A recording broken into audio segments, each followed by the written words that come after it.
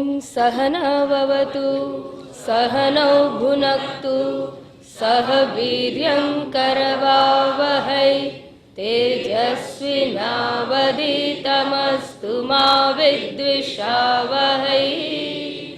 ॐ शान्ति शान्ति शान्तिः। हरिः ॐ श्री गुरुभ्यो नमः। हरिः ॐ। सदाशिवसमारम्भां शङ्कराचार्यमध्यमाम् अस्मदाचार्यपर्यन्तां वन्दे गुरुपरम्परां वन्दे गुरुपरम्पराम्। सम्यक अत्र विचार्यते। जीवन मुक्तस्य શું વિચારવામાં આવશે આમાં? તો કે છે આ શ્રુતિનો અભિપ્રાય. પણ શ્રુતિનો અભિપ્રાય શું છે?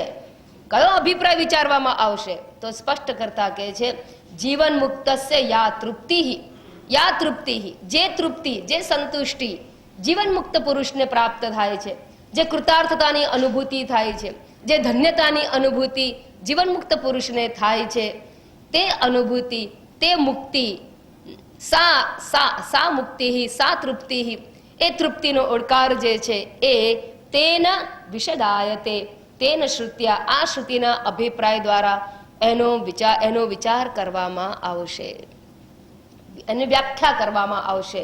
વિશદાયતે એટલે વિસ્તારપૂર્વક એનું આખ્યાન કરવામાં આવશે. અને વ્યાખ્યાનમ પંચલક્ષણમ ગઈ વખતે આપણે જોઈ ગયા કે એની વ્યાખ્યા કરવામાં આવશે. એટલે કયા કયા મુદ્દાઓ ઉપર વિચારણા કરવામાં આવશે એની રૂપરેખા આપણે ગઈ વખતે જોઈ લીધી. એટલું જ નહીં, ત્યારબાદ ત્રીજા શ્લોકની અંદર હવે એનો આરંભ કરે છે અને મંત્રની અંદર જે પુરુષ શબ્દ છે, આત્માનમ ચેત વિજાનિયાદ અયમ અસ્મિ ઇતિ પુરુષ, આ પુરુષ કોણ છે એના વિશેનું વાત, એટલે એના વિશેની વ્યાખ્યા, એની સમજ આપવાનો હવે આરંભ કરે છે. અને ત્રીજા શ્લોકમાં કહ્યું માયા આભાસેન જીવ ઈશવ કરોતિ. આપણે જે જોઈ ગયા છે એનું માત્ર વિહંગાવલોકન કરું છું. માયા આભાસેન જીવ ઈશવ કરોતિ. આ માયા છે એ પ્રતિબિંબ દ્વારા, આભાસ દ્વારા, આભાસ એટલે પ્રતિબિંબ, પ્રતિબિંબ દ્વારા જીવ ઈશવ, જીવ અને ઈશ્વરને કરે છે. કરે છે એટલે ખરેખર અહીંયા કરે છે કોઈ ક્રિયા નથી, પરંતુ એ છે માયા એટલે જીવ અને ઈશ્વર છે એ જણાય છે, એ અર્થમાં છે. સ્વભાવેનો જેમ દર્પણ છે એ આપણે સામે ઉભા રહીએ કે જો અરીસો છે ને એ મારું પ્રતિબિંબ મને બતાવે છે, તો એ શું કરે છે? દર્પણ કંઈ કરતો નથી, પણ એનો સ્વભાવ છે કે એની સામે જે કોઈ આવે એને પ્રતિબિંબિત કરે. બસ એ પ્રમાણે આ માયા છે એ આ ચૈતન્ય આત્મા જે વ્યાપક છે, વ્યાપક તત્વ હોય તો એનું પ્રતિબિંબ આપોઆપ પડવાનું છે. જેમ દર્પણ ઉપર આપણું પ્રતિબિંબ તો આપણે જઈએ ત્યારે પડે, પણ આકાશનું પ્રતિબિંબ હંમેશા હોય જ, કારણ કે આકાશની અંદર જ આ દર્પણ આવેલો છે, માટે એનું પ્રતિબિંબ તો હોય જ. કોઈ નહીં હોય તો આકાશ તો હશે જ અંદર પ્રતિબિંબિત થયેલું. બસ એ જ પ્રમાણે ચૈતન્ય આત્મા વ્યાપક છે, અસંગ છે, માટે એ તો આ દર્પણ જેવી સપાટી પૂરી પાડનાર માયાની અંદર પ્રતિબિંબિત થવાનું જ છે.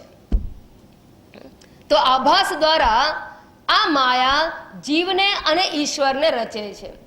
હવે આપણને એમ થાય કે પ્રતિબિંબિત થાય તો એક જ વસ્તુ ઉત્પન્ન થાય. જેમ આકાશનું પ્રતિબિંબ છે એ દર્પણમાં પડે તો એકલું આભાસિત આકાશ જણાય. આમાં તો બે વસ્તુ કહી દીધી, જીવ અને ઈશ્વર. એનું શું કારણ? એનું કારણ એવું છે કે દર્પણની અંદર સપાટીઓની ફેરફાર હોય કે ના હોય? અંતર્ગોળ હોય, બહિર્ગોળ હોય, તો જેવી જેવી દર્પણની સપાટી એ પ્રમાણે પ્રતિબિંબ બદલાયા કરે. એક જ દર્પણની અંદર પણ જાત જાતની સપાટીઓ કરવામાં આવે તો એ એક જ દર્પણની અંદર પણ આપણને વિભિન્ન પ્રકારના પ્રતિબિંબ જણાય છે. બસ એ જ પ્રમાણે અહીંયા મુખ્ય બે પ્રકારની સરફેસ માયા પૂરી પાડે છે. કેમ? કારણ કે મુખ્ય બે પ્રકારની પ્રકૃતિ છે.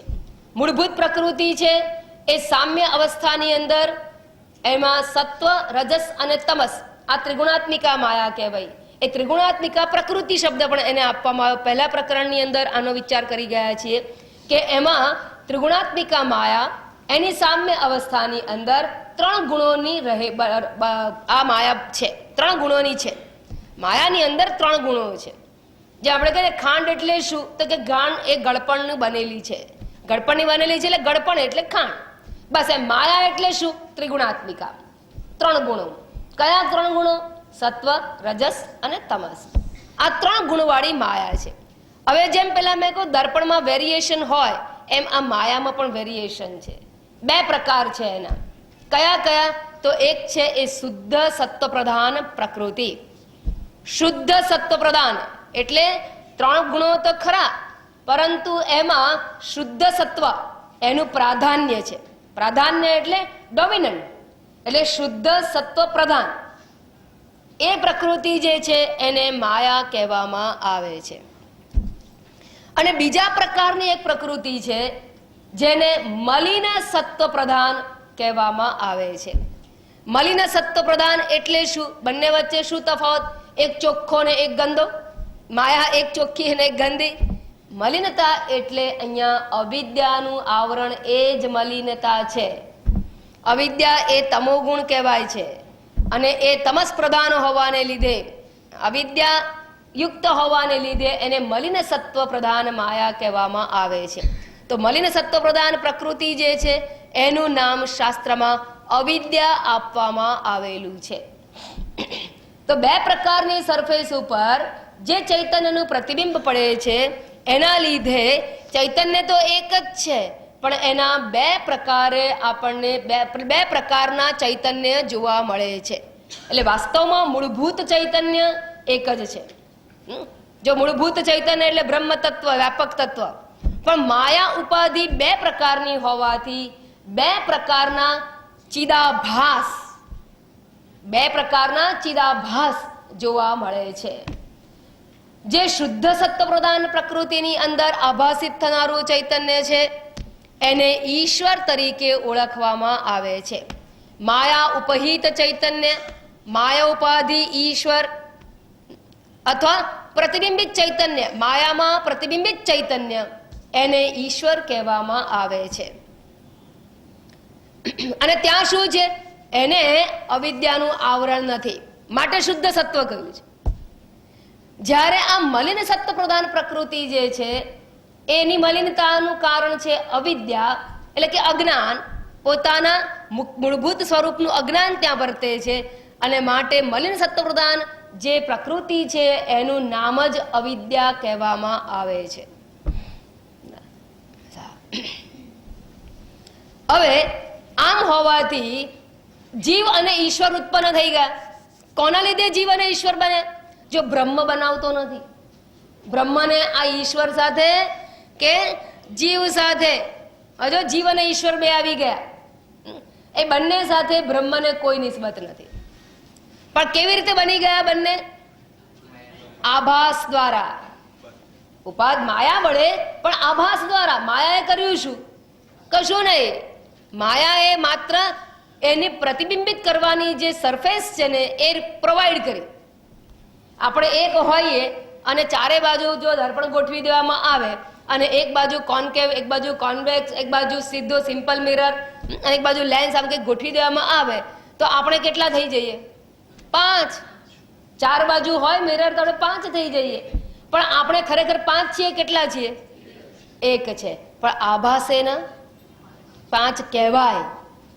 આમાં કેટલા સાચા ને કેટલા ખોટા? 1 સાચો અને બીજા 4. બહુ સરસ, આવડી ગયું. એ પ્રમાણે એક જ સાચો પરમાત્મા, બાકી બંને કલ્પિતૌ એવ જીવેશો. સેકન્ડ લાઈન જો, એ જીવ અને ઈશ્વર એ બંને કેવા છે? કલ્પિતૌ. કલ્પિતૌ એટલે પ્રતિબિંબિત છે, આભાસિત છે.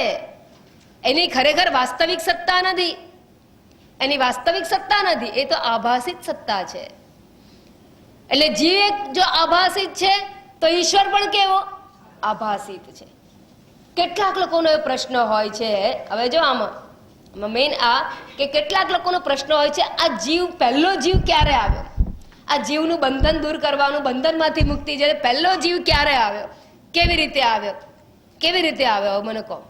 તમે જેમ પૂછો કે દર્પણમાં તમારું મોઢું ગયું કેવી રીતે અને ક્યારે ગયું, હું આ શરીર તો બરાબર છે, કઈ સમયે ઉત્પન્ન થયું એ બધું બરાબર, પણ દર્પણમાં ક્યારે ગયું અને કેવી રીતે ગયું, એનો જન્મ ક્યારે થયો? હા હા નહીં, દર્પણ જ્યારથી મારી સામે આવ્યો ત્યારથી. એવું કેમ કરો છો? એનો જન્મ છે, એનો જન્મ ના હોય તો એ તો અનાદિ ઈશ્વર થઈ જાય, અજન્મ. ક્યારે આવ્યો? પ્રતિબિંબ. મારા પ્રતિબિંબનો જન્મ ક્યારે થાય? દર્પણ આવ્યું ત્યારે. પણ દર્પણ છે ને એ મેન્યુફેક્ચર કરવામાં આવે છે, જ્યારે માયા છે ને એ અનાદિ છે. અવ્યક્ત નામની પરમેશ શક્તિ અનાદિ અવિદ્યા ત્રિગુણાત્મિકા. તો અનાદિ કહેવાયું છે માયાને. માયા અનાદિ છે, તો પછી પ્રતિબિંબ પણ કેવું હોય? કારણ કે એ તો વ્યાપક તત્વ બ્રહ્મ છે, એ તો છે જ છે. અને માયા પણ અનાદિ કહેવાય છે. અને માટે જીવ અને ઈશ્વર કેવા થઈ ગયા? અનાદિ. જીવ પણ અનાદિ, ઈશ્વર પણ અનાદિ. કેમ? માયાને લીધે. કારણ કે માયા છે એ અનાદિ છે, અને માયાને લીધે જીવ અને ઈશ્વર ભાસે છે, જણાય છે, અને માટે એ પણ અનાદિ કહેવામાં આવે છે. હવે માયા એટલે શું? વળી પાછું કીધું, અવ્યક્ત નામની પરમેશ શક્તિ. ભાષ્યકારે વિવેક ચૂડામણીની અંદર શંકરાચાર્યજીએ સરસ રીતે સમજાવેલી છે. માયાને બરાબર બધી રીતે વ્યાખ્યા માયાની વિવેક ચૂડામણીમાં આપી છે. અવ્યક્ત નામની પરમેશ શક્તિ અનાદિ અવિદ્યા ત્રિગુણાત્મિકા પરાશક્તિ. તો અવ્યક્ત નામની એટલે શું? તો છાંદોગ્ય શ્રુતિમાં એવું કહેવાયું છે, સદૈવ સૌમ્ય ઇદમ અગ્ર આસીત, ઇદમ વિશ્વમ અગ્રે આસીત. આ જગત જે છે એ પહેલા હતું, પણ કઈ રીતે હતું? અવ્યક્ત રૂપે હતું. એના બીજ રૂપે, મૂળભૂત રૂપે, એટલે એના બ્લુપ્રિન્ટ રૂપે. છઠ્ઠા પ્રકરણમાં આપણે થોડું જોઈ ગયા હતા. બ્લુપ્રિન્ટ રૂપે હતું. જેમ પહેલા બ્લુપ્રિન્ટ આવે પછી મકાન ચણાતું હોય છે, મેપ બને અને પછી મકાન ચણાતું હોય છે, બસ એ જ પ્રમાણે આ જગતની ઉત્પત્તિ પૂર્વે આ જગત અવ્યક્ત રૂપે હતું. પણ એ વખતે જગત કેવું? જેવું આ પેલા ડીએનએ માં માણસ કેવો કહેવાય? બાળક ડીએનએ માં છે, કેવો હોય? અવ્યક્ત હોય. અને એની દાઢી, મૂછ, રંગ બધું જેનેટિકલ સાયન્સ શું કહે છે? બધું એની અંદર નિશ્ચિત થયેલું હોય. એટલે જ તો જીન્સ મેળવીને આજે કેટલા બધા ગુનાઓ પકડવામાં આવે છે. અરે એ તો જવા દો, એ જીન્સ પ્રાપ્ત કરીને નવા ડાયનોસોર બનાવવાના છે. હવે તો કોઈ વંશ વગરનો રહેશે જ નહીં. મેડિકલ સાયન્સ એટલું આગળ વધ્યું છે કે એના ડીએનએ ભેગા કરો, પછી એનામાંથી ક્લોનિંગ કરો અને બાળકને જન્માવો, એટલે કોઈ નિર્વંશ રહેવાનું જ નથી.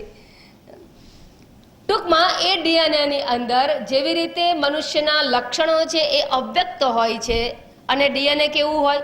સૂક્ષ્મ. બસ એ જ પ્રમાણે આ જગતની બ્લુપ્રિન્ટ પણ પહેલા હતી. એને અવ્યક્ત કહેવામાં આવે. અને ક્યાં હતી? પરમાત્માની અંદર, સત પરમાત્માની અંદર, પરમાત્માની સાથે જ હતી. એ હતી જ, નતું એવું નહીં. સદૈવ સૌમ્યમ અગ્ર આસીત. અને એ ઇનહરન્ટ, એને માયા શક્તિ કહેવામાં આવે. એને અવ્યક્ત, એ અવ્યક્તને જ માયા શક્તિ કહેવામાં આવે. અને એ જ સંકલ્પ કરે છે, સો કામયત બહુશ્યામ પ્રજાયેતિ સતપો તપ્યત સતપસ્તપ્ત્વા ઇદલમ સર્વમ અસૃજત યદિદમ કિંચ સચ્ચત્યચ્ચાભવત અને તત્ સૃષ્ટ્વા તદેવાનુપ્રાવિશત. અહીંયા સુધી આ બધી વાત કહેવામાં આવી. શાસ્ત્રમાં પ્રવેશ શ્રુતિની વાત કહેવામાં આવેલી છે. તો આ અવ્યક્ત નામની જે છે, જે અવ્યક્ત જગત છે, અવ્યક્ત જગત, એને જ માયા કહેવામાં આવે છે. અને એ સંકલ્પ કરતાની સાથે પ્રતિબિંબિત ચૈતન્ય આવી ગયું. એટલે ઈશ્વરે સંકલ્પ કરી અને જગત રચ્યું એવું આપણે કહીએ છીએ. કારણ કે સંકલ્પ કરો એટલે પ્રતિબિંબિત ચૈતન્ય વગર સંકલ્પ સંભવતો નથી. બ્રહ્મ સંકલ્પ નથી કરતો. માયા ઉપહિત ચૈતન્ય, અવ્યક્ત ઉપહિત ચૈતન્યનો સંકલ્પ છે. તદેક્ષત તત્તેજો અસૃજત. છાંદોગ્ય શ્રુતિ, પેલી તૈતરીય શ્રુતિ હતી. એણે ઈક્ષણ કર્યું અને એણે તેજનું સર્જન કર્યું. અને પછી બધું સર્જન કરીને શું કર્યું એણે? હા, અનેન જીવેન અનુપ્રવિશ્ય નામ રૂપ વ્યાકરણ વાણી ઇતિ. એ જ આ પરમાત્મા જીવરૂપ થઈને એમાં એને પ્રવેશ કર્યો. શા માટે? નામ રૂપને અભિવ્યક્ત કરવા માટે. તો કહે છે આવી રીતે જીવ અને ઈશ્વર માયા પ્રતિબિંબિત ચૈતન્ય જ છે. અને એ જીવ અને ઈશ્વર બે પ્રકારના ચેતન બીજા ઉત્પન્ન થયા. તો આમ જોવા જઈએ તો ચેતન કેટલા પ્રકારના છે? 3. એક મૂળભૂત ચૈતન્ય, જે વાસ્તવિક ચૈતન્ય, જેને પારમાર્થિક સત્ય કહેવામાં આવે તે. અને બીજા 2 જીવ અને ઈશ્વર, એ વ્યાવહારિક ચૈતન્ય કહેવાય છે. એ બંને કેવા છે? વ્યાવહારિક. કેમ? આભાસિક છે માટે. અને માંડુક્યના દ્રષ્ટિકોણથી કહીએ તો એને પ્રાતિભાષિક પણ કહી શકાય છે. આભાસિક છે, બંનેની સત્તા આભાસિક છે. હવે મને કહો, સાચા કોણ? ઈશ્વર, જીવ અને બ્રહ્મ. આમાંથી કેટલા સાચા?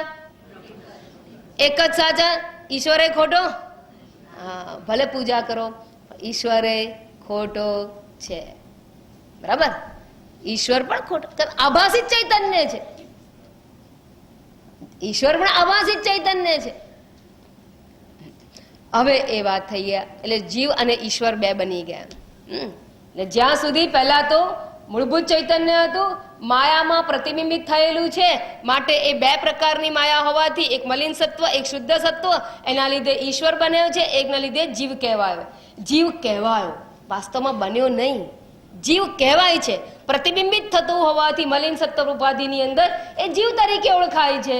અને શુદ્ધ સત્વમાં પ્રતિબિંબિત થાય માટે એને ઈશ્વર તરીકે ઓળખાય છે. છે તો એક જ બ્રહ્મ. એક જ બ્રહ્મ 2 પ્રકારે ઓળખાય છે. અને શા માટે? 2 પ્રકારની ઉપાધિને લીધે. એટલે જીવ અને ઈશ્વરની સત્તા માત્ર માયાને લીધે છે. માયાને લીધે જીવ અને ઈશ્વરની સત્તા છે. સારું, હવે આ બંને થઈ ગયા. હવે શું થયું? તો કે તાભ્યામ સર્વમ પ્રકલ્પિતમ. બહુ જ કરવાનું હતું. પછી 2 જણાએ ભેગા થઈને દાંડિયા રાસ રમીને બધું ઉત્પન્ન કરી નાખ્યું. જીવ અને ઈશ્વરે બાકીનું બધું સર્જન કરી નાખ્યું. કઈ રીતે સર્જન કર્યું? કોણે કયું સર્જન કર્યું? એની ઉપર પણ આપણે ગઈ વખતે વિચાર કરવા શરૂ કરેલી. એક લાઈનની ઉપર વિચારણા થઈ ચૂકી હતી, અને એ છે શ્લોક નંબર 4. એનું પુનરુચ્ચારણ કરીને આપણે આગળ વધીશું. ઈક્ષણાદિ પ્રવેશાંતા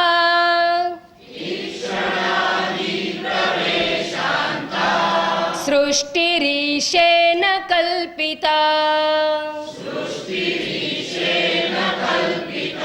જાગ્રદાદિ વિમોક્ષાંતઃ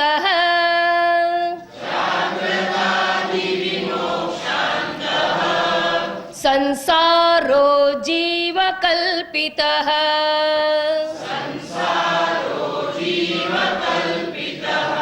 ઈક્ષણાદિ પ્રવેશાંતા સૃષ્ટિરીશેન કલ્પિતા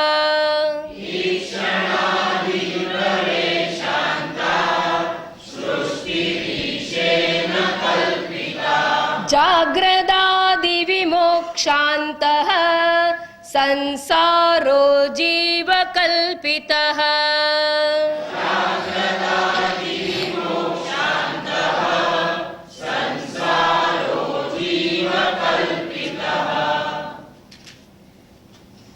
ઈક્ષણથી માંડીને પ્રવેશ પર્યંત સૃષ્ટિ ઈશ્વર દ્વારા કલ્પાયેલી છે. હમણાં જે મેં શ્રુતિ કહી એ બંને શ્રુતિની વાત કરી છે. શાસ્ત્રગત આ વાત છે કે ઈક્ષણ કરીને, ઈક્ષણ કરવું એટલે સંકલ્પ કરવો. એટલે આ ઈશ્વર, એટલે માયા પ્રતિબિંબિત ચૈતન્ય જે છે એણે સંકલ્પ કર્યો. અને યાદ રાખજો, કોઈ પણ ક્રિયા હોય, જાણવાની હોય કે કરવાની કોઈ પણ ક્રિયા હોય, એ ક્રિયા માટે ચેતનતા તો અનિવાર્ય છે. એટલે ચૈતન્યથી જ થાય, બીજી કોઈ જડ વસ્તુ કશું કરી શકે નહીં. માયા તો જડ કહેવાય, પણ એમાં પડેલું ચૈતન્યનું પ્રતિબિંબ એટલે ઈશ્વર એ સંકલ્પ કરે છે. અને સંકલ્પ કરીને એ સૃષ્ટિનું સર્જન કરે છે. અને એ સંકલ્પ કરીને સૃષ્ટિ સર્જે છે. અને જે જીવ બન્યો, બીજું ચૈતન્ય બે પ્રકારના ચેતન છે, બે પ્રકારના કહેવાયા, બે પ્રકારની પ્રકૃતિની વાત ગીતાજીના 7મા અધ્યાયમાં પણ આવી ગઈ, પરાપ્રકૃતિ અપરાપ્રકૃતિ. તો એ બધા એક જ સંદર્ભમાં બધી વાતો છે. જો આ બધી વસ્તુ ના સમજ્યા હોઈએ ને તે બધું સમજવાનું અઘરું છે. વાસ્તવમાં લોકોને ગીતા સહેલી લાગે છે, પણ મૂળભૂત કોન્સેપ્ટ સમજાયા વગર સીધી ગીતા ભણે છે, અને માટે ઘણા બધા ખોટા ખ્યાલો આ સમાજની અંદર ઘર કરી ગયા છે. ઘણા પ્રકારના ખોટા ખ્યાલો છે. પણ એને શ્રદ્ધાપૂર્વક માણસ આગળ વધે તો કંઈક આગળ કલ્યાણ થાય. બાકી આમ જોવા જઈએ તો ગીતા માટે શું કહ્યું? સર્વોપનિષદો ગાવો. બરાબર, આ ઉપનિષદ રૂપી ગાય છે અને એનો સાર એટલે ગીતા કહ્યું છે. તો જ્યારે સાર આવે એટલે શું કહેવાય? તો દૂધનો સાર તો માખણ કહેવાયું. તો માખણ પચાવવાનું ભારે કે દૂધ પચાવવાનું ભારે? સીધો હિસાબ છે, સીધું લોજિક છે. તો ગીતાને જો સાર કહેવાયું તો સમજવાની ખરેખર અઘરી છે. તો અહીંયા આટલું સમજી લો કે ઈશ્વરે રચના કરી છે કઈ સૃષ્ટિની, અને જીવે કઈ સૃષ્ટિની રચના કરી છે. સંસારની સૃષ્ટિ છે એ જીવે રચી છે, અને ઈ ક્ષણથી પ્રવેશ પર્યંતનું જગત છે એ ઈશ્વરે રચ્યું છે. આ ઈ ક્ષણથી પ્રવેશ પર્યંતનું જે કંઈ છે એ શું છે? શ્રુતિ તો મેં કહી દીધી, પણ એમાં કઈ સૃષ્ટિમાં શું શું આવ્યું? બે પ્રકારની સૃષ્ટિ છે, અને આપણને મુક્ત થવું છે. શેમાંથી છૂટવું છે? તમારે સંસારમાંથી છૂટવું છે. સંસારમાંથી મુક્તિની વાત કરવામાં આવે છે. શા માટે? કારણ કે ઈશ્વરના જગતમાંથી તો છટકાય એવું છે જ નહીં. પણ ચિંતા નહીં કરતા, એ દુઃખી એ કરતું નથી. ઈશ્વર સૃષ્ટિ છે એ દુઃખી કરતી નથી. દુઃખી કરનારી કોણ છે? જીવ સૃષ્ટિ છે. અને જીવ સૃષ્ટિને સંસાર કહેવાયો છે, અને ઈશ્વર સૃષ્ટિને સંસાર નથી કહેવાયો. એ તો બહુ સુંદર વિશાળ. તમે કુદરતી સ્થળે જાઓ તમને આનંદ જ આવે, કોઈ દિવસ દુઃખ ના થાય. કુદરતી સ્થળ છે એટલે એની અંદર કોઈ પ્રકારનો આપણને ઉદ્વેગ થતો નથી, સંતાપ થતો નથી.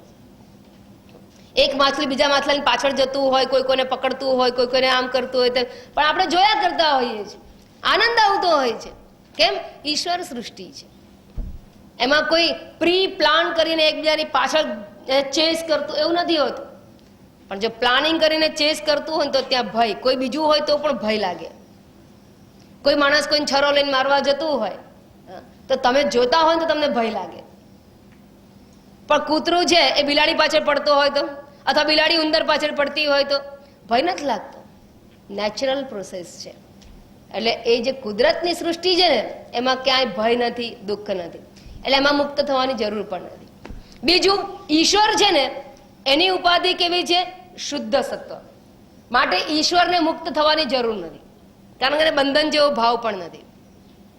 આ પણ વાત સમજી લેજો. હા, બંધન તો અવિદ્યાને લીધે જણાય છે, માટે જીવ માટે બંધન છે અને જીવે મુક્ત થવાનું છે. ઈશ્વરને મુક્ત થવાની જરૂર નથી, અને ઈશ્વર સૃષ્ટિમાંથી આપણે મુક્ત થવાની જરૂર નથી. આ બે વાત મેં તમને પહેલા સમજાવી દીધી. હવે ઈશ્વરે કઈ સૃષ્ટિનું સર્જન કર્યું? એવી કઈ સૃષ્ટિ આહલાદક છે, ઈશ્વર સૃષ્ટિ છે કે જે આ આપણને કોઈ દિવસ દુઃખી નથી કરતી? તો કે જે ઈશ્વરે જે સૃષ્ટિ રચી એ સંકલ્પથી પ્રવેશ પર્યંત, એટલે એકોહમ બહુશ્યામ, એકમાંથી અનેક થયો એટલું જ નહીં, અનેક થઈને પછી એ અંદર અનેન જીવેન આત્મના અનુપ્રવિશ્ય, ત્યાં સુધી પોતે પ્રવેશ કરી ગયો. પોતે પોતાનું ઘર બનાવ્યું અને પોતે અંદર પ્રવેશ કરી ગયો. ત્યાં સુધીનું સર્જન ઈશ્વરે કર્યું. એટલે શું? એણે 5 ભૂત બનાવ્યા, પંચભૂતાત્મક સૃષ્ટિનું સર્જન કર્યું. સૂક્ષ્મ અને સ્થૂળ બંને પંચભૂતાત્મક સૃષ્ટિ જે છે એ ઈશ્વરે રચેલી છે. માયામાંથી જ આ 5 ભૂત આવ્યા: આકાશ, વાયુ, અગ્નિ, જળ અને પૃથ્વી. અને એ વસ્તુ આટલા વખતથી પંચીકરણમાં શીખી ગયા છે. અને 5 ભૂતની અંદર 3 ગુણો છે, સત્વ, રજસ, તમસ. અને પછી તમને ખબર છે કે એના કોના સરવાળામાંથી શું બન્યું ને ઇન્ડિવિડ્યુઅલમાંથી શું બન્યું? આ બધી સૃષ્ટિ. એટલે 5 ઇન્દ્રિય, 5 પ્રાણ, મન એટલે કે અંતઃકરણ વગેરે, આ સ્થૂળ શરીરો વગેરે, આ બધું ઈશ્વર સૃષ્ટિ છે. આખી સૃષ્ટિ ઈશ્વરની છે. એટલે સૂક્ષ્મ શરીરો અને સ્થૂળ શરીરો અને ટોટલ સૂક્ષ્મ શરીરો એટલે આખું સૂક્ષ્મ જગત અને સંપૂર્ણ સ્થૂળ જગત છે એ પરમેશ્વરે રચ્યું છે. એ પોતાની માયા શક્તિમાંથી આ બધું રચેલું છે. અને એકલી માયા શક્તિ રચના ના કરે. એટલે સૌથી પહેલા ઈશ્વરની વાત કરી. માયા પ્રતિબિંબિત ચેતનને લીધે આ સર્જાયેલું છે. અને એ સર્જાઈ ગયું એટલે શું? સ્થૂળ શરીરો, સૂક્ષ્મ શરીરો, એની આખી સૃષ્ટિ સર્જાઈ ગઈ. એમાં જે સ્થૂળ શરીરો, પ્રાણી શરીર આવ્યા, એ પ્રાણી શરીરની અંદર અનેન જીવેન, જીવ રૂપેણ આત્મના અનુપ્રવિશ્ય, પોતે જ જીવરૂપ થઈને આ દેહની અંદર પ્રવેશી ગયો છે. કેવી રીતે પ્રવેશ્યો છે? જીવરૂપે. તો આ ઈશ્વર જ જીવરૂપ થયો છે. એટલે કહું ગીતામાં, મમૈ વાંશો જીવલોકે જીવભૂત સનાતન ઇદમ શરીરમ કૌંતેય ક્ષેત્રમિત્યભિધીયતે ક્ષેત્રજ્ઞમ ચાપી મામ વિદ્ધિ સર્વ ક્ષેત્રેષુ ભારત. સર્વ શરીરોની અંદર ક્ષેત્રજ્ઞ રૂપે એટલે જીવ રૂપે જે રહેલો છે એ હું જ છું. મમ એવ અંશ. અંશ એટલે છૂટો ટુકડો નહીં. જીવાત્માની ઉત્પત્તિ કેવી રીતે થઈ છે? પ્રતિબિંબ રૂપેણ. બરાબર? અંતઃકરણ ઉપાધિ થઈ ગઈ. એ ઉપાધિની અંદર પ્રતિબિંબિત ચેતન રૂપે છે. પ્રવેશ કરવો એટલે કેવી રીતે કરો? યાદ રાખજો, એ ઈશ્વર તત્વને ઓળખવા માટે, ચૈતન્ય તત્વને જાણવા માટે જ પ્રવેશ શ્રુતિની વાત કરવામાં આવેલી છે. બાકી ભગવાન ક્યાં નથી, બ્રહ્મ ક્યાં નથી કે જ્યાં પ્રવેશ કરે? એ તો છે જ છે. હા, એ તો છે જ, સર્વવ્યાપક તત્વ છે. તો એ તત્વને ઓળખાવા માટે પ્રવેશ શ્રુતિ કહેવામાં આવી. પણ જો જીવ રૂપે, અત્યારે આટલું સમજો કે જીવ રૂપે જે ઓળખાય છે એ પરમાત્મા જ છે, બીજો કોઈ નથી. અહીં સુધી એટલે પોતે જ જીવરૂપ થઈ ગયો છે. અનેક જીવ, એકોહમ બહુસેમ એટલે અનેક જીવ રૂપે પોતે જ થયો છે. શા માટે? અનેક અવિદ્યા ઉપાધિ છે અને માટે અવિદ્યાને લીધે અનેક અંતઃકરણોને કારણે અનેક પ્રકારે આ પરમાત્મા પ્રતિબિંબિત થતો હોવાથી અનેક જીવો છે. અને માયા છે એ કેવી સમષ્ટિ છે. અને માયા એ પહેલા સદૈવ સમય ઇદમગ્ર આસિત, એની ઉપાધિ, એની શક્તિ માયા. અને માયા પ્રકૃતિ એક જ છે. એટલે ઈશ્વર કેટલા છે? એક જ છે. એટલે કેટલાક પ્રશ્ન કરે ને, ઈશ્વર એક છે કે અનેક છે? પેલા લોકો તો કે છે એમનો ઈશ્વર જુદો, આપણો ઈશ્વર જુદો. તો ખરેખર સમજવાનું શું? શાસ્ત્ર કે છે ઈશ્વર એક છે. કારણ કે માયા ઉપાધિ પ્રતિબિંબિત ચેતન છે. માયા એટલે સમષ્ટિ ઉપાધિ, અને સમષ્ટિ ઉપાધિમાં બધું જ આવી જાય. સમષ્ટિ એટલે જ બધું. અને માટે એ એક જ હોય, એ કદાપી ચાર હોય જ નહીં. અને અવિદ્યા ઉપહિત ચૈતન્ય અનેક છે. બીજા દ્રષ્ટિકોણથી સમજવું હોય તો દ્રષ્ટાંત લઈ લઈએ, સમુદ્ર અને પરપોટો. સમુદ્ર અને પરપોટો, એની અંદર પ્રતિબિંબિત સૂર્ય હોય તો સૂર્ય કેટલા છે? સમુદ્રના દ્રષ્ટિકોણથી એક, સમુદ્રના દ્રષ્ટિકોણથી એક, પરપોટાના દ્રષ્ટિકોણથી અનેક સૂર્ય છે. પરપોટામાં નાનો જણાય, સમુદ્રની અંદર મોટું પ્રતિબિંબ પડતું હોય. તો જેમ સમષ્ટિ અને વ્યષ્ટિ દ્રષ્ટિકોણથી ઈશ્વર અને જીવ પ્રતિબિંબિત ચેતનને જ કહેવામાં આવે છે. તો હવે આ પ્રવેશી ગયો ઈશ્વર એટલે જીવ રૂપે થવું, ઈશ્વરનું જીવ રૂપે ઓળખાવું, એને જ ઈશ્વરનો પ્રાણીમાં પ્રવેશ કહેવામાં આવે છે. અને એ સ્વાભાવિક થાય છે. એના માટે કંઈ કરવું નથી પડતું. મેં તમને કહ્યું એમ કે આપણે પ્રવેશ કરી જઈએ દર્પણમાં, શું કરીએ છીએ? કઈ નહીં, માત્ર ઉપસ્થિત હોવું એટલે જ પ્રવેશ થઈ જાય છે. એ તો આપણે આભાસિત મુખ દ્વારા ઓળખાઈએ છીએ, આભાસિત મુખ દ્વારા ઓળખાઈએ છીએ. તો આ ઈશ્વરની સૃષ્ટિ છે, એમાં ક્યાંય દુઃખ નથી. હવે જીવ શું રચે છે? તો કે છે જાગ્રદાદિ વિમોક્ષાંત. હવે જો જ્યારે આટલી વાત કરી તો અમુક કોન્સેપ્ટ હું ક્લિયર કરતી જ જઉં છું. બરાબર ધ્યાન રાખતા રહેજો. અનુસંધાન નેક્સ્ટ ટાઈમ આવો ત્યારે આ જે વિચારણા કરી ગયા હોઈએ એના ઉપર વિચાર કરીને આવજો, તો તમને આગળ સમજવાની પણ સરળતા રહેશે કે કયા કયા દ્રષ્ટિકોણથી વાતો થઈ રહી છે. હવે કોઈ એમ કે તમે તો એક જ અદ્વૈત તત્વ માનો છો, પણ આમાં તો શાસ્ત્રમાં તો ત્રણ થઈ ગયા, બ્રહ્મ, ઈશ્વર અને જીવ. અને તમે કહો છો કે અદ્વિતીય તત્વ એક જ છે, સર્વમ ખલુ ઇદમ બ્રહ્મ, આત્મા એવ ઇદમ સર્વમ. તો ત્રૈત ના થઈ ગયું? ત્રૈતવાદ. તમે ત્રૈતવાદી થઈ ગયા, અદ્વૈત ક્યાં રહ્યું? તને કહેવાનું, ભલા માણસ, અત્યાર સુધી મેં રામાયણ કરી તો એટલે ભાગવત કરી તો કઈ ભેંસ આગળ થોડી કરી છે. એટલે શું કહ્યું ભાઈ કે ઈશ્વર અને જીવ કેવા છે? પ્રતિબિંબિત છે. જેમ પહેલા મેં ના કહું, 4 મારી પાસે આગળ પાછળ દર્પણ મૂક્યા હોય, હા, તો હું કેટલી થઈ જાઉં?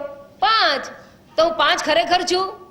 ના, એ રૂમમાં હું એકલી જ છું. તમે ફોન પર એમ કહો કે રૂમમાં અમે એકલા જ છીએ, હું એકલો જ છું રૂમમાં, તો તમે ખોટું બોલો કહેવાય?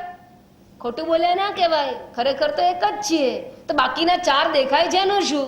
એ 4 કલ્પિત છે, આભાસિત છે, એટલે મિથ્યા છે. એ 4 આભાસિત અને મિથ્યા છે. એમ ઈશ્વર અને જીવ બંને કેવા ગયા? મિથ્યા કયા, કલ્પિત કયા, આભાસિત કયા? વાસ્તવિક સત્તા નથી, વ્યવહારિક સત્તામાં છે. પારમાર્થિક સત્તા એક જ છે. અને માટે વસ્તુ તો એ એક જ વસ્તુ છે, સત્ય એક જ છે. અને માટે કહીએ છીએ એ સત્ય અદ્વિતીય તત્વ જ છે. આભાસથી તો અનેકતા દેખાય, જેટલું જોડી શકાય એટલું જોઈ શકાય, પણ સત્ય તત્વ તો એક જ છે. પ્રતિબિંબિત કોણ થાય છે? આપણે દર્પણમાં ઉભા રહીને જોઈએ, 4 દર્પણો હોય, પણ આપણે કહીએ છીએ કે હું એકલી જ છું. કેમ? કારણ કે એને આપણે જાણીએ છીએ કે બધું આભાસિત છે, ખોટું છે. અને છતાંય મેકઅપ કરવો હોય તો 4 ઓછા પડે, મિરર ઉપર લટકાવતા હોય. વ્યવહારિક ઉપયોગિતા એટલે શું એ સમજાવું છું કે તમારે માથું ઓળવા માટે દર્પણ જોઈએ, પણ એ તો ખોટું છે. તો પ્રતિબિંબ, ખોટું પ્રતિબિંબમાં સાથે જ વ્યવહાર થાય. એ જ આપણી સામે ઊભું રહે, બાકી કોણ ઊભું રહે? કલાક સુધી તૈયાર થતા હોઈએ તો કોણ ત્યાં પડી રહે? એ ખોટું છે. એટલે પણ વ્યવહારિક ઉપયોગિતા છે. એ દર્પણમાં રહેલા આપણા મોઢાની વ્યવહારિક ઉપયોગિતા. એટલે શું? આપણે પ્રેઝન્ટેબલ બની શકીએ એટલા માટે આપણે દર્પણનો ઉપયોગ કરીએ છીએ. તો એ આપણા માટે વ્યવહારિક સત્તા છે, એટલે એને વ્યવહારિક સત્તા કહેવામાં આવે. તો જીવ અને ઈશ્વરની વ્યવહારિક સત્તા છે, એ વ્યવહાર રચે છે.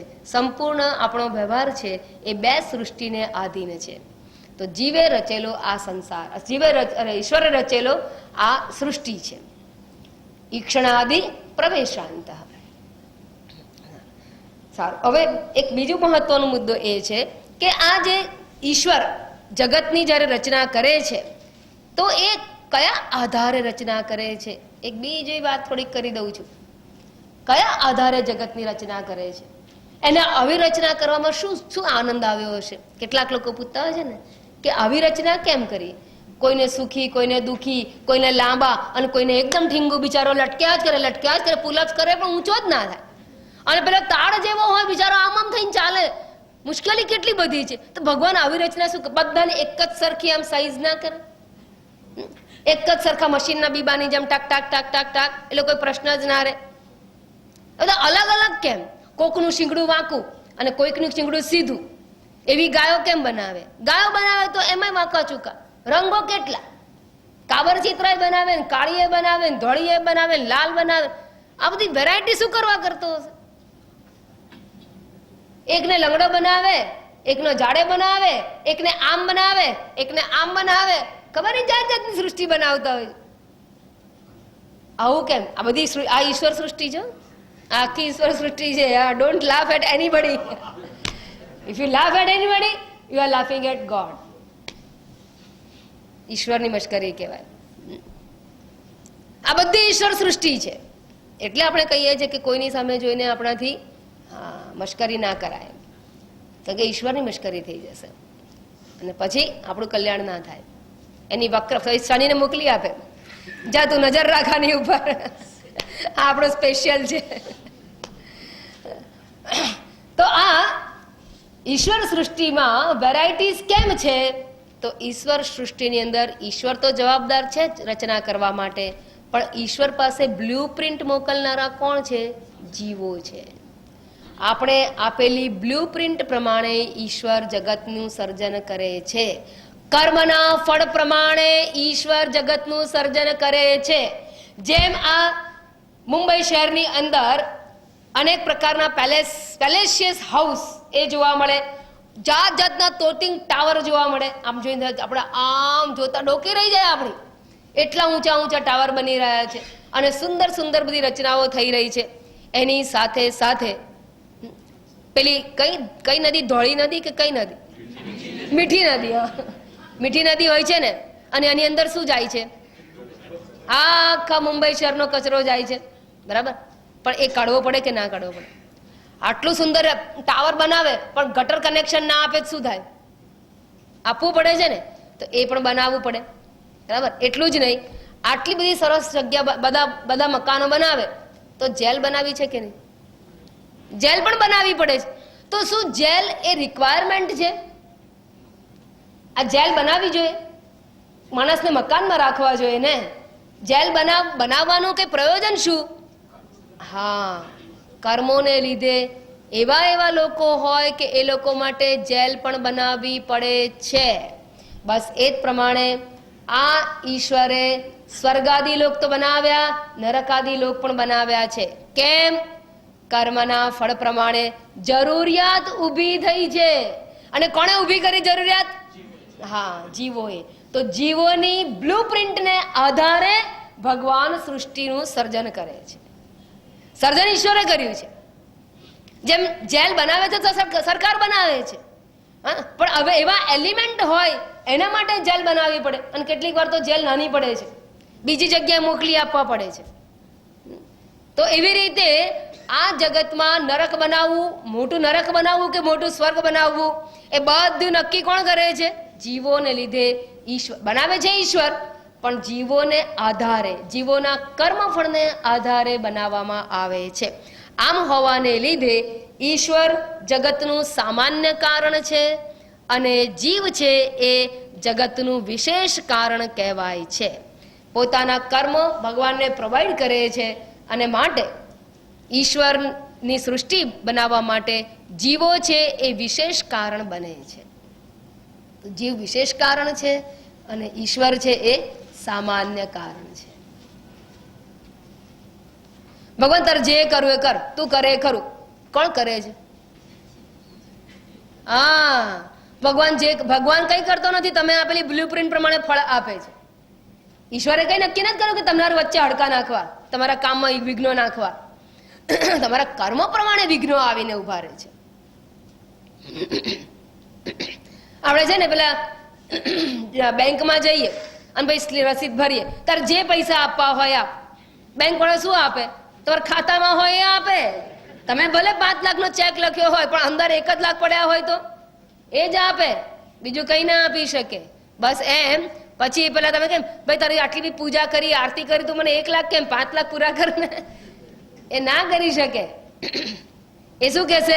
બીજા જમા કરાવો પછી આપી દઈશું. અને પૈસા જમા ના કરાવો તો મકાન જમા કરાવો, દાગીના જમા કરાવો, પછી આપી દઈશ વેલ્યુએશન પ્રમાણે. બસ એવી રીતે કંઈક જમા કરાવવું પડે. તમે કોકના ઘરે સેવા ચાકરી ના કરો તો મંદિરની સેવા ચાકરી કરો, ઘરની મા બાપની ના કરો તો બીજાની જઈને કરો, પણ કરો ખરા, કંઈક જમા કરાવો તો મળી જશે. એટલે ટૂંકમાં મારું આટલું જ કહેવાનું કે ઈશ્વર છે એ જગતનું સામાન્ય કારણ છે અને જીવ છે એ જગત માટેનું વિશેષ કારણ છે. અને એ રીતે આ ઈશ્વર એટલે જીવ બનાવે સૃષ્ટિ ઈશ્વર, પણ જીવો એને મટીરિયલ બ્લુ પ્રિન્ટ પ્રોવાઈડ કરે છે, કર્મની બ્લુ પ્રિન્ટ પ્રોવાઈડ કરે છે અને એ પ્રમાણે આખી સૃષ્ટિનું સર્જન ઈશ્વર કરે છે. અને એટલે ગયા પ્રકરણમાં આપણે એ પણ જોઈ લીધેલું કે અહીંયા કરેલા પાપ અને પુણ્ય, ભલે અહીંયા તો માથાભારે થઈને રહી જઈએ આપણે કોઈના, પણ તમે અનેક જન્મો નહીં, ધારો કે કાલે સવારે પ્રલય જ થવાનો હોય અને પ્રલયમાં બધું જ જતું રહેવાનું છે, તો અત્યારે ભલે ને જતા રહે બધા, શું વાંધો છે એમ કરીને જો કોઈ ખૂન કરી નાખે તો એ પ્રલય થાય ત્યારે બધા ડૂબી જવાના. તો હવે કોને મળવાનું ન્યાય? અરે એવું નહીં, સૃષ્ટિની શરૂઆત થશે ને ત્યારે એને ન્યાય મળશે. એવો ને એવો જ આવવાનો પાછો, એના કર્મફળ લઈને જ આવવાનો. એને જ કહેવાય કે અવ્યક્ત થાય પછી વ્યક્ત થાય. અવ્યક્તાદિની ભૂતાની વ્યક્ત મધ્યાની ભારત, એ પાછા આવે જ છે. એટલે કરેલા કર્મો તો પ્રલય થાય ને તો પણ નાશ પામતા નથી, ડીએનએ ની જેમ જીવતા રહે છે, કાયમ માટે રહે છે. એટલા માટે જ આપણી સંસ્કૃતિમાં કહ્યું છે કે પાપ કરતા બચો, ડરો, એનો કોઈ આરો નથી, ભોગવ્યા વગર છૂટકો નહીં થાય, માટે નહીં કરવાનું. સમજાઈ ગયું? તો આ ઈક્ષણાદિ પ્રવેશાંતા સૃષ્ટિ ઈશેન કલ્પિતા. એટલે 5 મહાભૂત, સૂક્ષ્મ શરીરો અને સ્થૂળ શરીરોની રચના ઈશ્વરે કરી છે કર્મ પ્રમાણે જીવોના. અને એ જ્યારે સૂક્ષ્મ શરીર રચાઈ ગયું પછી શું થાય છે? પ્રતિબિંબ રૂપે જીવનું સર્જન થઈ જાય છે. પ્રતિબિંબ રૂપે જીવ જેવું આ સૂક્ષ્મ શરીર આવ્યું નથી, એ દર્પણ જેવું છે, માટે જીવ તરત જ દેખાવાનો છે. અને એ જીવ આવી ગયો, બસ ઈશ્વર કાર્ય પૂરું. ઈશ્વર કે બસ મારું કાર્ય પૂરું. હવે શું? હવે જીવ કરે છે. તો જીવની સૃષ્ટિ એટલે શું? જાગ્રદાદિ વિમોક્ષાંત સંસારો જીવ કલ્પિત. જાગ્રત આદિ, જાગ્રત એટલે શું? અવસ્થાનું નામ છે. જાગ્રત અવસ્થાથી આરંભીને મોક્ષ પર્યંતની સૃષ્ટિ એ જીવે રચેલી સૃષ્ટિ છે. શરીર ભગવાને આપ્યું, અંતઃકરણ ભગવાને આપ્યું, પણ આપણે જાગી ગયા. જાગી ગયા પછી જે કંઈ કરીએ છીએ, જે કંઈ ક્રિયાઓ કરીએ છીએ, એ બધી જીવ સૃષ્ટ છે. 3 અવસ્થાની અનુભૂતિ અને 3 અવસ્થામાં થનારા જે ક્રિયાઓ કર્મો છે એ બધા જીવ દ્વારા, આમ તો જોવા જઈએ તો જાગ્રત એ જીવ દ્વારા જ થાય છે. પણ 2 બાકીની કેમ લીધી? કારણ કે ભોગવાય છે એ પણ જીવ દ્વારા ભોગવાય છે. કારણ કે જે કર્મ કરે એ ભોગવે છે. માટે કર્તા અને ભોગતા રૂપની આખી સૃષ્ટિ જે છે સંસાર. સંસાર એટલે શું? હવે સંસાર એટલે ખાસ સમજી લો. જાગવાથી આરંભીને મોક્ષ પર્યંતનો સંસાર. સંસાર કહ્યું, પહેલામાં સૃષ્ટિ કહ્યું, અહીંયા સંસાર કહી દીધું. 2 નામ જ જુદા પાડી દીધા. ઈશ્વરે સૃષ્ટિનું સર્જન કર્યું, આપણે સંસાર રચી લીધો. જો કે શરીર ઈશ્વરે આપ્યું, તો આપણે શું કર્યું? જાગ્યા. ત્યાં જગ્યા એટલે શું કર્યું? આપણે દેહાભિમાન કર્યું. જાગવું એટલે શું?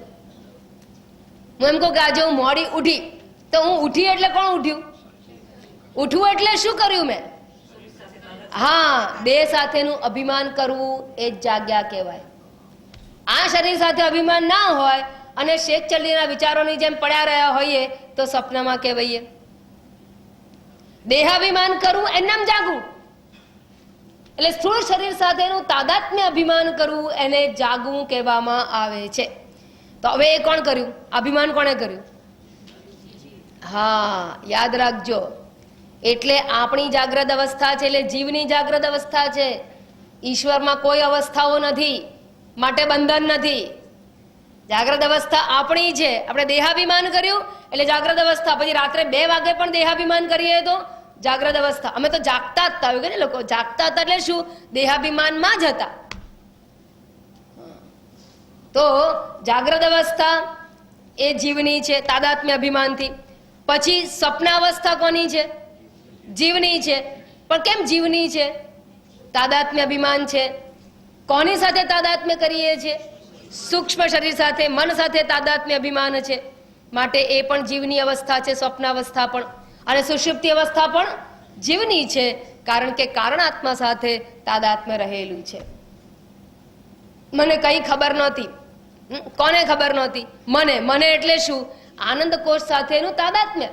આનંદમય કોષ સાથેનું તાદાત્મ્ય આપણું. આનંદમય કોષ એટલે તાદાત્મ્ય. આનંદમય સાથેનું તાદાત્મ્યથી જ આપણે સુષુપ્તિ અવસ્થાનો અનુભવ કરીએ છીએ. અને માટે આ જીવ સૃષ્ટિ કહેવામાં આવી.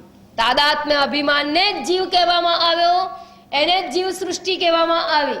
અને હવે આ તાદાત્મ્ય અભિમાન દ્વારા જે ક્રિયાઓ થાય છે, જે પ્રકારનું જે વિચારો થાય છે, એ બધા જીવ દ્વારા ઉત્પન્ન થાય છે. તાદાત્મ્ય અભિમાનને લીધે ક્યાંક મમત્વ છે, ક્યાંક તિરસ્કાર છે, ક્યાંક રાગ છે. આ બધું જીવ દ્વારા કલ્પાયેલું છે. એટલે અહંતા એટલે હું દેહાદી છું, એ દેહાભિમાન એટલે આને અહંતા કહેવામાં આવે. મમત્વ એટલે આ બધા મારા છે એવું માનવું. જો તમે 1000 રૂપિયાની નોટ જુઓ, એ મારા ખિસ્સામાં, તમારા ખિસ્સામાં, તમારા ખિસ્સામાં, એ ક્યાંય પણ જાય એ બોલે છે કે હું એ જા પાછું સ્ટેજ પર જવા મોકલી દો, મને સ્ટેજ પર મોકલી દો, એ બોલશે નહીં. કેમ? એ કોની છે? તમે એને પૂછો નોટ ને, તું કોની? એને કઈ ખબર નહીં બિચારીને, જે ખેંચી લે એની. એ કોની છે? જે એને મારું માને છે એની. એ મારું છે એ માનેલું છે નહીં. એમ ઈશ્વરે તો ધરતીની અંદર હીરા મૂક્યા, પથરા સોલિડ થઈ ગયા એટલે હીરા થયા, અને એ હીરા કાઢી, જે કાઢે શું કે મારો. હીરાનું સર્જન ઈશ્વરે કર્યું છે, પણ મારો છે એવું સર્જન કોણે કર્યું છે? જીવે કરેલું છે. એ ઈશ્વરે કરેલું નથી. પુત્રનો જન્મ થવો ઈશ્વરને આધીન છે, પણ પુત્ર મારો છે એવું કોણ નક્કી કરે છે? જીવ સૃષ્ટિ. દુઃખી કેવી રીતે થવાય છે? મારો માનવાથી. તો દુઃખરૂપ શું છે? જીવ સંસાર. જીવે ઉત્પન્ન કરેલું સંસાર દુઃખી કરે છે, અને માટે એમાંથી મુક્તિનો ઉપાય છે. ઈશ્વરે રચેલું હોય એમાંથી મુક્ત ના. આવો ક્યાં આવ્યો તું ના આવ્યો તો? અલા પણ તમારા હાથમાં નથી આવવું ના આવવું. એનું જન્મવું કે ના જન્મવું ઈશ્વરને આધીન છે, એનું પ્રારબ્ધ ઈશ્વર આધીન છે. તો તમે દુઃખી, પણ આવો મારે ત્યાં આવ્યો ત્યારે હું દુઃખી છું ના. તમે એને મારો માને માટે દુઃખી છો.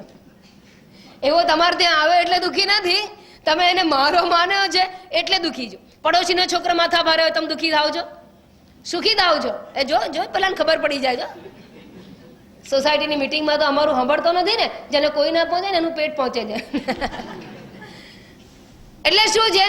માથા ભારે છોકરાથી દુઃખી નથી થવાતું, એ મારો છે એવું માનવાથી દુઃખી. મારું આટલું જ કહેવાનું તાત્પર્ય છે ભાઈ. તમારા પડોશી કેવા છે સાથે તાત્પર્ય નથી. તો આ જીવ સંસાર કહેવાય.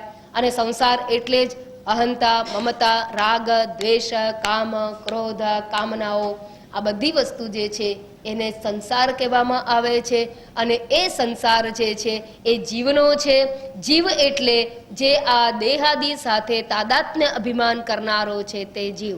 અને તાદાત્મ્ય અભિમાનને લીધે એ 3 પ્રકારની અવસ્થાઓમાંથી પસાર થાય છે: જાગ્રત, સ્વપ્ન અને સુષુપ્તિ. અને આ 3 અવસ્થાઓમાં મારું તારું હું તું કરવાને લીધે એ સુખી દુઃખી થતો રહે છે, અને માટે એને બંધનનો અનુભવ થાય છે. અજ્ઞાન હોય તો પણ બંધન લાગે. ચાલો મને કંઈ સમજાતું જ નથી, મને કંઈ સમજાતું જ નથી. આ શું છે? દુઃખી કરે છે. અવિદ્યા પણ દુઃખી કરે. તો પદાર્થો તો સુખી દુઃખી કરે જ છે. અને માટે એ જીવને બંધનમાંથી છૂટવા માટેની ઈચ્છા સ્વાભાવિક રહેલી હોય છે, અને એ મુક્તિ માટે પ્રયત્ન કરતો હોય છે. અને મુક્તિ પર્યંત પોતાને મુક્ત જાણે ત્યાં સુધી આ સંસાર રહેતો હોય છે. એમાંથી કદાપી છટકાતું નથી. સ્થળ બદલવામાં આવે, વ્યક્તિ બદલવામાં આવે, વિષય બદલવામાં આવે, છતાં પણ આ સુખ દુઃખના સંસારમાંથી મુક્ત થવાતું નથી. કારણ કે એ જીવે કલ્પેલું છે, અને જ્યાં સુધી એ મૂળભૂત વસ્તુ જ્યાંથી આવ્યો છે સંસાર, એના ઉપર વિચાર નહીં કરવામાં આવે ત્યાં સુધી સંસારથી મુક્તિ થતી નથી. અને સંસારથી મુક્તિ થાય એટલે બસ પછી તો એક આનંદોહમ આત્મનેવ આત્મના તુષ્ટા. તો સંસાર એ જીવનો છે. જાગ્રત અવસ્થાથી મોક્ષ પર્યંતનો સંસાર આ જીવે રચેલો છે. એટલે પહેલો જીવ કેમ આવ્યો ને કેવી રીતે આવ્યો ને એ બધા કરતા આ સંસાર જે દુઃખી કરે છે એ કેમ કરે છે એને જ જીવ કહેવાય. વાસ્તવમાં તો જીવાત્મા પરમાત્મા જ છે. તાદાત્મ્ય અભિમાન કરવાથી જ એ જીવ રૂપે ઓળખાય છે. તો એને જીવ સૃષ્ટિ કહેવામાં આવેલી છે. બરાબર. તો અત્યારે 2 પ્રકારની સૃષ્ટિ આપણી નજર સમક્ષ મૂકી દેવામાં આવી. હવે પછીની આ તો માત્ર આપણું પ્લેટફોર્મ, રંગભૂમિ તૈયાર કરવામાં આવે છે. અને ત્યારબાદ આપણો પ્રવાસ છે, જીવ યાત્રા, જીવનો પ્રવાસ છે, એના ઉપર વિચાર કરવામાં આવશે. ઓમ પૂર્ણમદ પૂર્ણમિદં પૂર્ણાત પૂર્ણમુદચ્યતે પૂર્ણસ્ય પૂર્ણમાદાય પૂર્ણમેવાવશિષ્યતે. ઓમ શાંતિ શાંતિ શાંતિ. હરિ ઓમ. શ્રી ગુરુભ્યો નમઃ. હરિ ઓમ.